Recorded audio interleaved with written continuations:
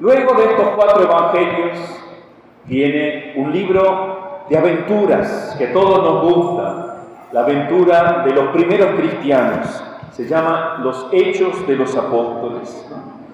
Se llama Hechos de los Apóstoles, pero no nos narra la vida de los 12 apóstoles, solamente nos narra la vida de 2 apóstoles principalmente. La primera parte nos narra la vida de San Pedro y la segunda parte más extensa de San Pablo. Nos cuenta de modo especial cómo San Pedro al principio iba confirmando a sus hermanos en la fe, que esa es la misión que Cristo le dejó al Papa, a San Pedro. Y después nos cuenta de los 3 viajes de San Pablo y el último, cómo lo llevan prisionero a Roma. Nosotros tenemos que leer este libro porque ahí vemos cómo nació la Iglesia. La Iglesia no se trata de, ya sé la Biblia, me voy a abrir mi propia iglesia, pido permiso al ministerio de culto y ya tengo mi propia iglesia porque yo sé la Biblia. No, Señor, así no se hace. La iglesia tiene que venir de los apóstoles, tiene que ser fundada por los apóstoles, no por usted, aunque se sepa de memoria la Biblia. ¿Quién es usted? ¿Quién le ha dado autoridad a usted? Pues es importante eso. Uno aprende eso leyendo el libro de los Hechos de los Apóstoles. Luego vienen las hermosas cartas de San Pablo.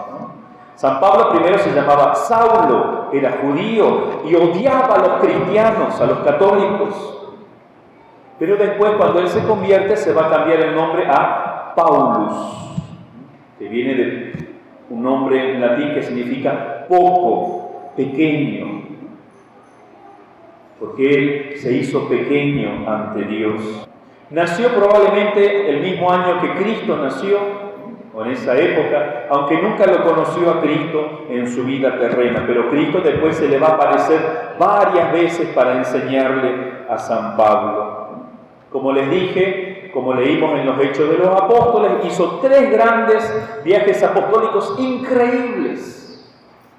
Incansable este hombre predicando, lo querían matar por todas partes, lo apedrearon cuántas veces, lo dejaron medio muerto, y él no frenaba, y engendraba hijos para Dios, fundaba iglesias, y la fundaba bien, ponía un obispo y sacerdotes.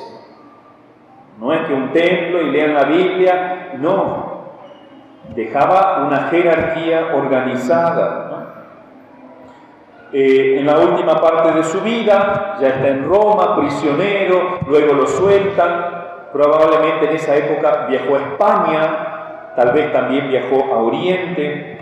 Luego va a volver a Roma, allí lo ponen preso nuevamente y el emperador Nerón lo va a mandar decapitar, junto con el otro príncipe de los apóstoles, San Pedro, ¿no?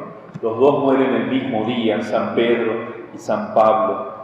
Sus huesos están en la Basílica de San Pablo en Roma. Bueno, los escritos que San Pablo nos dejó son cartas, 14 cartas, pero unas cartas fabulosas, llenas de sabiduría sobrenatural.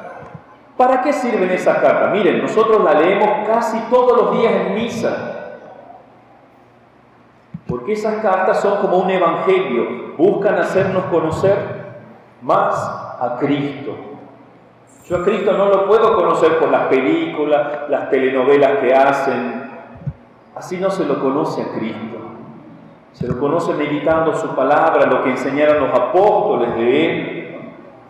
Entonces leamos a San Pablo. Las 14 cartas no están puestas en el orden en que fueron escritas. Algunas fueron escritas antes, otras después.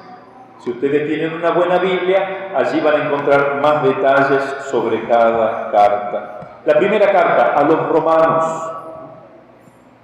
En esa carta San Pablo escribe a los judíos y les explica que los gentiles también valen igual que los judíos, no son menos, sino que por la fe en Cristo son iguales, somos hermanos. San Pablo nos dice, el que cree en Cristo y se bautiza es igual, somos todos iguales. Y también en esta carta revela cómo Israel, los judíos que se habían apartado de Cristo, lo habían crucificado, al final de los tiempos se van a convertir. Después vienen las cartas a los Corintios, 2 cartas. La primera, San Pablo había fundado esta iglesia en Corinto, se fue, pero después, como en todas las iglesias, comenzaron divisiones entre los grupos, ¿no? Partidos. Algunos decían, yo soy de Apolo, yo soy de Pedro, yo soy de Pablo. Unos decían, yo soy de Cristo.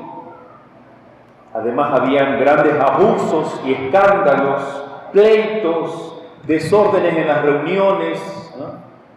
Las mujeres se tomaban ciertas libertades en la iglesia. Entonces San Pablo va a escribir esta carta para corregir esos errores, ¿no? Miren cómo los problemas que hay ahora en la iglesia siempre los hubo desde el principio, porque donde hay gente hay problemas. Somos problemáticos todos, ¿no? En nuestras familias hay problemas. También en la iglesia va a haber. Por eso no hay que decir, me voy de la iglesia porque hay problemas. Entonces vete del planeta, mejor, para no tener problemas.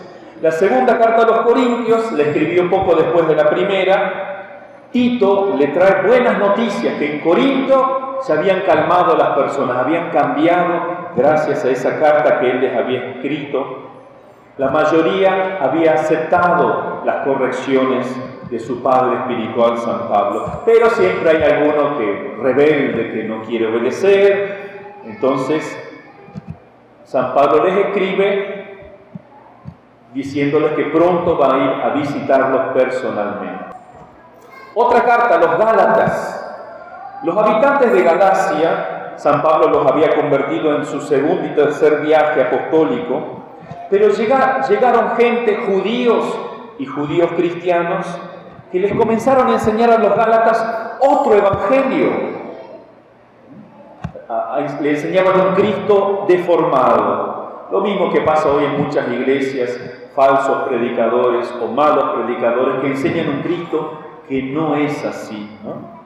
Les exigían que cumpliesen cosas del Antiguo Testamento, que se circuncidasen, que el hombre podría salvarse por sus obras, ¿no? Sin la gracia de Cristo. Se decían que eran católicos, pero enseñaban cualquier cosa, ¿no?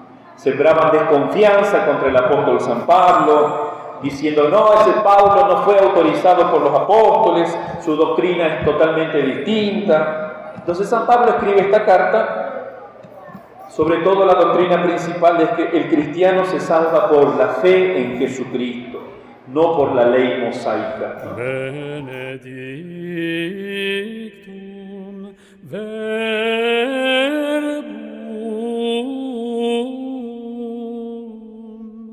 quod incarnatum est ex Maria Virgine